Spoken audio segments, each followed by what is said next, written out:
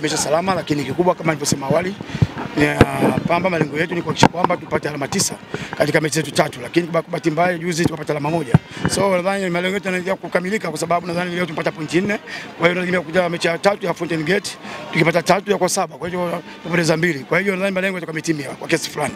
Lakini kikubwa nasema kwamba mechi kama nilivyosema hapo awali hautakuwa mchezo mwepesi kwa sababu Tabora wana timu nzuri, wanafanya usajili mzuri, kila mmoja anajionea mwenyewe kuwa juu ya timu zote hizi ambazo ziko chini, zingine wao wako juu. Kwa kweli wamefanya usajili mzuri. Lazima niwapongeze kwa hilo, tu appreciate kwa hilo. Lakini kikubwa ni kwamba nadhani vijana wangu nawapongeza kwa sababu kazi kubwa wamefanya vijana wangu. Yale maelekezo ambayo nimesema leo tumeingia na mfumo mwingine. Nadhani umeona Tegis alikuwa haiko katika hali nzuri leo. Tumebadilisha mfumo, lakini kwa hiyo tumshukuru Mungu kwamba mfumo ambao tumeutumia wa leo umeweza kutupa tija katika mchezo leo. Leo Mwashinga ulimpandisha juu kidogo kutoka namba 6 ambayo amezoeleka akawa anacheza kama inside 10. Ni kipi ambacho ulimaanisha zaidi mzima? Kikubwa kwa sababu najua kama nilivyosema Mwashinga siku zote ni kama punda kwenye timu yetu. Mchezaji ambaye anakimbia kuliko wachezaji wote uwanjani.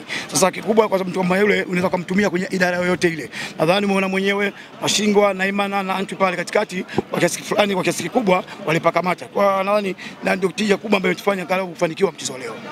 Mwalimu, baada ya ushindi wa leo timu yako inasogea juu kidogo mpaka nafasi ya 10 ikifikisha pointi 26. Ushindi huu na alama hizi mlizozipata zinaongeza motisha gani hasa tukiwa tumebakiwa na mechi 5 mkononi za ligi?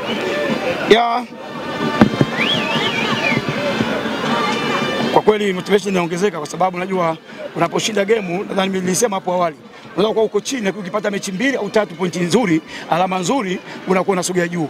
Kwa hiyo naamini kwamba tunapokuja kukutana na Fountain Gate kesho kutwa, vijana wangu watakuwa tena katika bora zaidi kwa sababu leo nadhani walikuwa na pressure ya mechi kutokana na jinsi matokeo ambayo ya mechi iliyopita. Lakini na mimi mechi inayokuja dhidi ya Fountain Gate mchezo kwa mzuri zaidi kwa sababu tutakuwa tunatafuta sasa kwenda kwenye alama 29.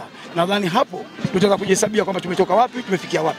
Na je, mwelekeo wetu uko vipi kwenye ligi ya NBC.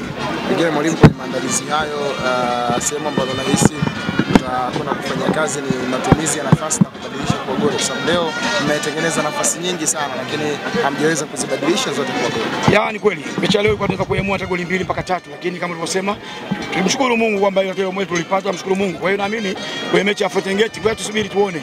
Lolote linaweza kutokea hapa, tusubiri tuone. Mechi nzuri sana. Shukrani sana.